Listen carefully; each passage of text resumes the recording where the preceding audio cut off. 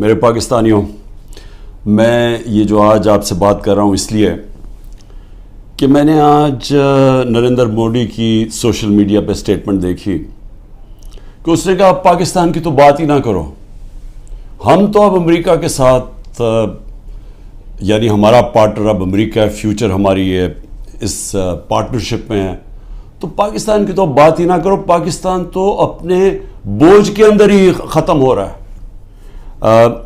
یہ تب ہوئی جب کہ اس نے امریکہ کا نریندر مودی نے دورہ کیا، اور اس دورے میں بڑی زبردست انہوں نے کانٹریکٹ سائن کیے امریکہ کے ساتھ، آرٹیفیشل انٹیلیجنس، ٹیکنالوجیز میں، ڈیفنس کانٹریکٹس، ہر چیز میں، اور پاکستان کدھر؟ اور پاکستان تو جس طرف جا رہا ہے اپنے بوجھ میں ڈوبتا جا رہا ہے۔ میں یہ آج اس لیے بات کر رہا ہوں کہ میں وہ پاکستانی ہوں جس نے باہر کمائی کی اپنے 20-25 سال، سب کچھ بیچ کے آج پاکستان ہے، کوئی میرا پیسہ ملک سے باہر نہیں پڑا، سارا پیسہ میرے نام پہ ہے، جو بھی ہے کوئی چیز چھپائی نہیں ہے، کوئی بے نامی نہیں ہے، میرا جینا مرنا پاکستان میں۔ اور مجھے افسوس یہ ہے کہ آج وہ لوگ اوپر بیٹھ گئے ہیں اور بٹھائے گئے ہیں ایک تکبر میں، ایک آدمی نے جس نے سمجھا کہ وہ اتنی طاقت ہے اس کے پاس کہ وہ جو مرضی کر دے، اور قوم بھیڑ بکریاں ہیں، وہ جو چوروں کے بھی اوپر لا کے بٹھا دے تو قوم بھیڑ بکریوں کی طرح بس اس کے فرمان مانیں گی۔ وہ لوگوں کو اوپر بٹھا دیا ہے جن کی دولت ملک سے باہر پڑی ہے، جن کے پیسے، جن کی بزنسز، اور بزنس کیا ہے؟ ریل اسٹیٹ، یعنی یہاں سے پیسہ دیا، وہاں سے زمین، گھر بار، ریل اسٹیٹ خرید لی، اور بس یہ بزنس ہے، اس کی رینٹ کے اوپر رہے، یہ ان کی بزنسز ہیں، اور یہاں کا سارا پیسہ چوری ہر 30 سال سے چوری کر رہے ہیں۔ ہدیبہ پیپر مل میں جب پہلی چیز سامنے آئی تھی، جب اسحاق ڈار نے خود کہا کہ میں منی لانڈرنگ کرتا ہوں، 164 کا بیان لکھوایا کہ میں ان کے پیسے باہر بھیجتا ہوں، اور پھر جو پیسہ ادھر چاہیے ہو وہ پھر ریمیٹنسز دکھا کے یہاں بلایا جاتا ہے فیک اکاؤنٹ سے، اور وہاں کوئی قاضی فیملی تھی جس کے اوپر BBC کی بھی ڈاکیومنٹ بنی ہے، اخباروں میں بھی آیا۔ تو یہ 30 سال سے یہ پیسہ باہر بھجوا رہے ہیں، اور یہ آج محب وطن پاکستانی ہیں، اور عمران خان اور اس کے سارے لوگ ہمیں غدار ثابت کرنے کی کوشش کی جا رہی ہے۔ لیکن میں یہ آج اس لیے کہہ رہا ہوں کہ ہماری طرح کے لوگوں جن کا تو جینا مرنا یہاں ہے، جن کے اوپر جتنے مرضی آپ کرپشن کیس کر دیں اور دہشت گردی کے اور قتل کے، میں نے تو یہاں رہ کے ان کا مقابلہ کرنا ہے۔ وہ لوگ جو ہر باری باہر بھاگ جاتے تھے، جب موقع ملتا تھا پاور سے باہر ہاتھ جوڑ کے تو باہر بھاگ جاتے تھے، اور پھر ڈیل NRO کر کے واپس آ جاتے تھے۔ تو وہ لوگ آج اس ملک کے فیصلے کر رہے ہیں، اور اوپر بیٹھے ہوئے ہیں، اور اسٹیبلشمنٹ ان کے ساتھ کھڑی ہوئی ہے، اور پھر اسٹیبلشمنٹ حیران ہوتی ہے کہ کیوں سوشل میڈیا پہ ہمارے پر یہ تنقید آ رہی ہے، اور جو تنقید کرتا ہے وہ غدار ہے، کہ یہ نہیں سمجھ آ رہی کہ کیا لوگ بیوقوف ہیں، لوگ 30 سال سے ان کو لوگوں کو نہیں دیکھ رہے۔ اب یہ سوچیں کہ یہ پھر سارے باہر چلے گئے ہیں، ملک سے باہر ان کی میٹنگز ہوتی ہیں، عیدیں باہر ہوتی ہیں، بچے باہر ہیں، علاج ان کا باہر ہے، اور یہ ہے محب وطن پاکستانی۔ تو مجھے تکلیف اس لیے ہے کہ بحیثیت پاکستانی مجھے بڑی تکلیف ہوئی کہ ان کی جوائنٹ سٹیٹمنٹ آئی امریکہ کی اور ہندوستان کی، کہ پاکستان کا بس اب صرف ایک رہ گیا ہے کہ دہشت گرد ہے، بس یہ ہمیں وہاں لا کے کھڑا کر دیا ہے کہ وہ جو کشمیر میں ہو رہا ہے، یہ کشمیر میں یہ نہیں کوئی بیچارے وہ 100 سال سے اپنی آزادی چاہ رہے ہیں، ان کی جد و جہد ہے آزادی کی، وہ ایک فریڈم سٹرگل ہے، وہ اس کو ایسے نہیں کہہ رہے۔ یہ جی پاکستان وہاں دہشت گردی کروا رہا ہے، کراس بارڈر ٹیررزم، وہاں سٹیٹمنٹ دے دیا انہوں نے۔ پھر وہی جو گروپس ہیں کہ پاکستان میں وہ فلانا لشکر ہے اور یہ ہے اور وہ ہے، تو پاکستان کو تو وہاں کھڑا کر دیا، اور پھر کہا کہ آپ یہ ختم کریں، حکم دیا ہمیں کہ آپ ختم کریں۔ اور میں آپ کو یقین دلاتا ہوں کہ اس حکومت سے کوئی سٹیٹمنٹ نہیں آئے گی اس کے خلاف، کبھی پرائم منسٹر کے منہ سے کچھ نہیں نکلے گا، کبھی وہ جو باہر بیٹھا ہوا ہے لنڈن میں سزا یافتہ وہ کبھی بولے گا نہیں، زرداری کبھی نہیں بولے گا، کیونکہ ان کے اربوں ڈالر ملک سے باہر پڑے ہیں، اربوں روپیہ ان کا باہر پڑا ہے، اور ان کو سب کو پتہ ہے ان کا پیسہ باہر پڑا ہے. جب آپ کا وہ جب بھی چاہیں ان کے قانون ہے وہ سارے ان کی ایجنسیز پتہ چلوا لیتی ہیں کہ کس کا کیا پیسہ پڑا. کہ آج وہ جن کی 14 مہینے سے یہ خدمت کر رہے ہیں انہوں نے ان کے اوپر ایک ایسی سٹیٹمنٹ دی ہے کہ پاکستان کی حیثیت بتا دی ہے. ہندوستان ہے اگلا, آپ نے ہندوستان کے اگر اسی طرح ان کے چیلے بن کے رہنا تو ٹھیک ہے, نہیں تو آپ کی کوئی حیثیت نہیں ہے. اصل میں اس کا یہ مفہوم نکلا ہے.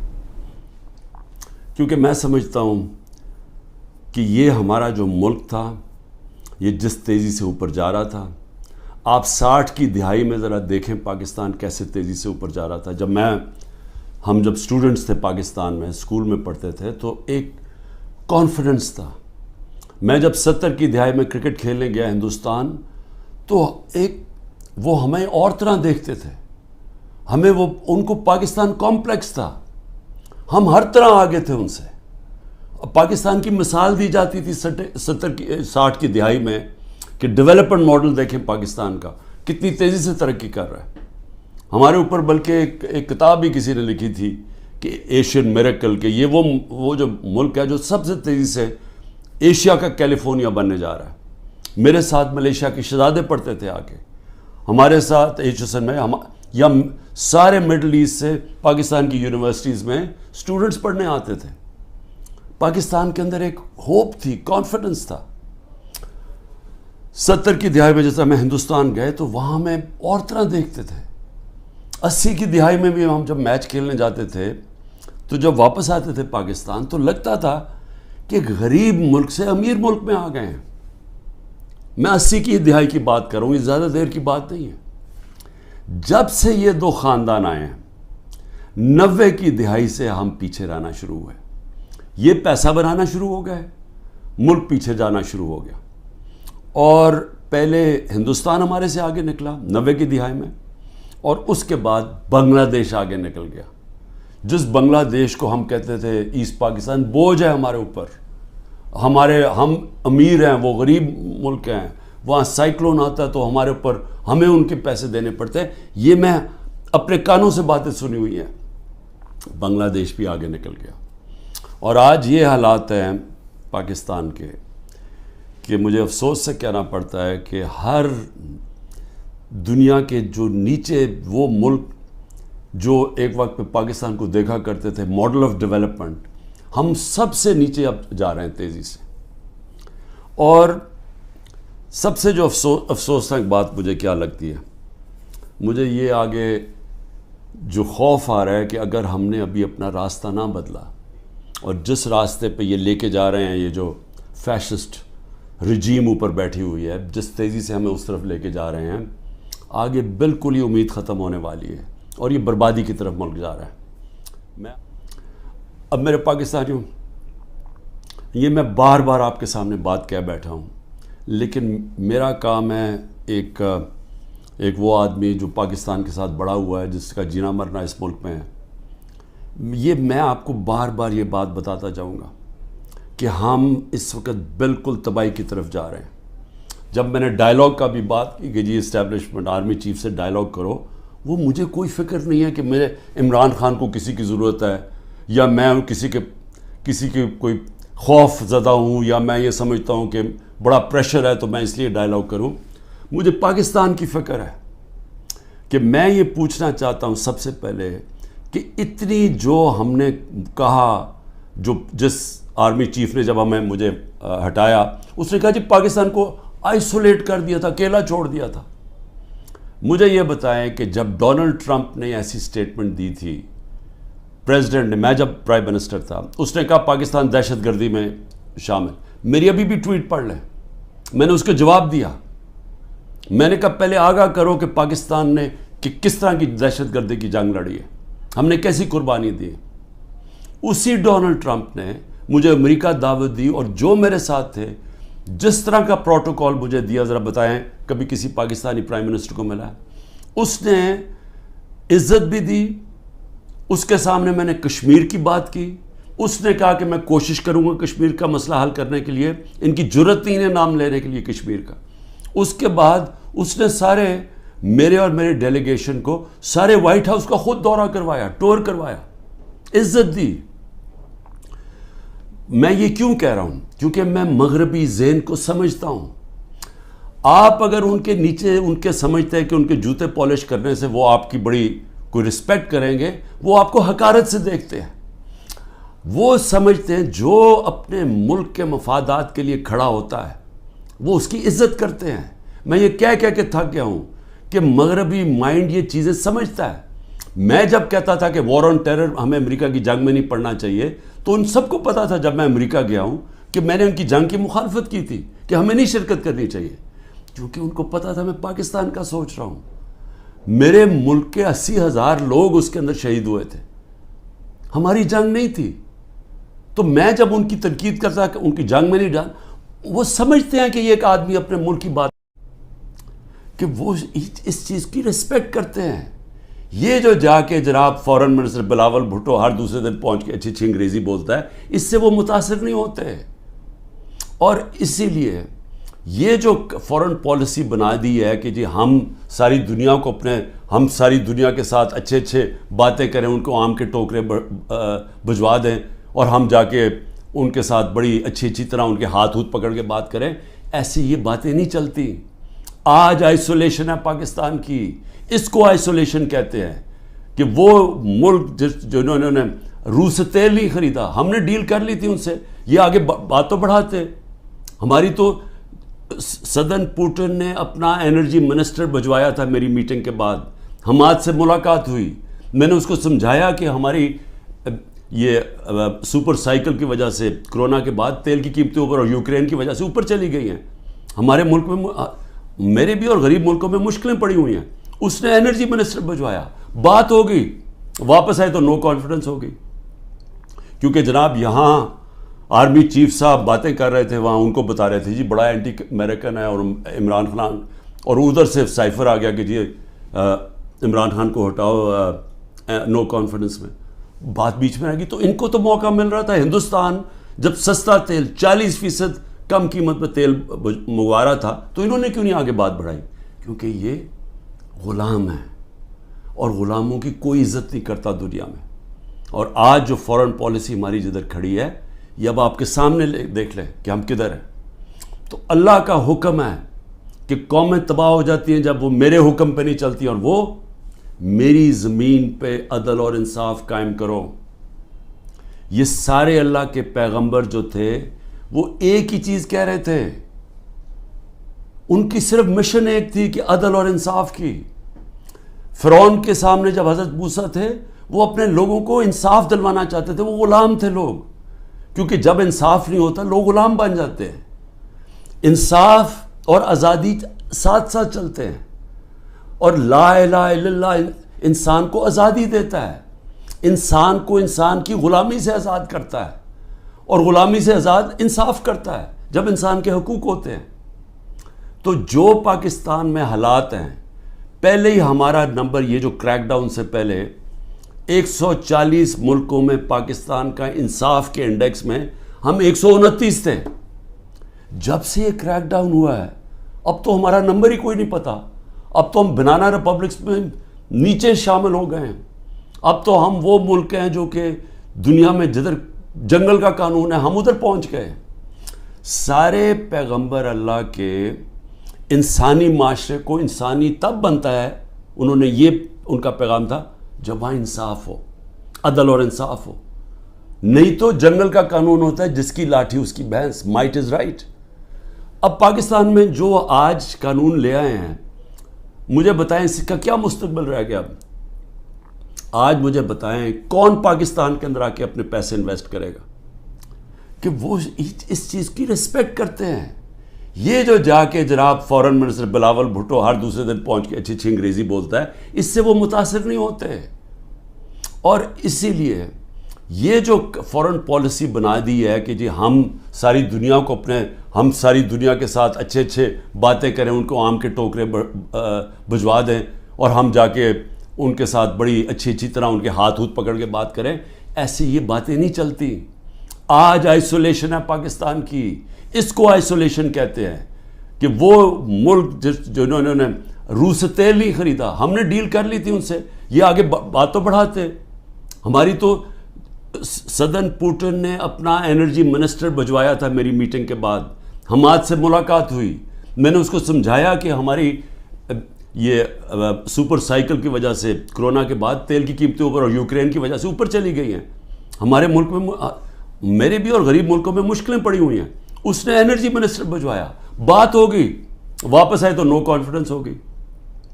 کیونکہ جناب یہاں آرمی چیف صاحب باتیں کر رہے تھے، وہاں ان کو بتا رہے تھے جی بڑا اینٹی امریکن ہے اور عمران خان، اور ادھر سے سائفر آ گیا کہ جی عمران خان کو ہٹاؤ نو کانفیڈنس میں. بات بیچ میں آ گئی. تو ان کو تو موقع مل رہا تھا. ہندوستان جب سستا تیل 40% کم قیمت پہ تیل منگوا رہا تھا تو انہوں نے کیوں نہیں آگے بات بڑھائی؟ کیونکہ یہ غلام ہیں اور غلاموں کی کوئی عزت نہیں کرتا دنیا میں. اور آج جو فورن پالیسی ہماری جدھر کھڑی ہے، یہ اب آپ کے سامنے دیکھ لیں کہ ہم کدھر ہیں. تو اللہ کا حکم ہے کہ قومیں تباہ ہو جاتی ہیں جب وہ میرے حکم پہ نہیں چلتی، اور وہ میری زمین پہ عدل اور انصاف قائم کرو. یہ سارے اللہ کے پیغمبر جو تھے وہ ایک ہی چیز کہہ رہے تھے. ان کی صرف مشن ایک تھی کہ عدل اور انصاف کی. فرعون کے سامنے جب حضرت موسیٰ تھے، وہ اپنے لوگوں کو انصاف دلوانا چاہتے تھے. وہ غلام تھے لوگ، کیونکہ جب انصاف نہیں ہوتا لوگ غلام بن جاتے ہیں. انصاف اور آزادی ساتھ ساتھ چلتے ہیں. اور لا الہ الا اللہ انسان کو آزادی دیتا ہے، انسان کو انسان کی غلامی سے آزاد کرتا ہے، اور غلامی سے آزاد انصاف کرتا ہے جب انسان کے حقوق ہوتے ہیں. تو جو پاکستان میں حالات ہیں، پہلے ہی ہمارا نمبر، یہ جو کریک ڈاؤن سے پہلے 140 ملکوں میں پاکستان کا انصاف کے انڈیکس میں ہم 129 تھے. جب سے یہ کریک ڈاؤن ہوا ہے اب تو ہمارا نمبر ہی کوئی نہیں پتا. اب تو ہم بنانا ریپبلکس میں نیچے شامل ہو گئے ہیں. اب تو ہم وہ ملک ہیں جو کہ دنیا میں جدھر جنگل کا قانون ہے ہم ادھر پہنچ گئے.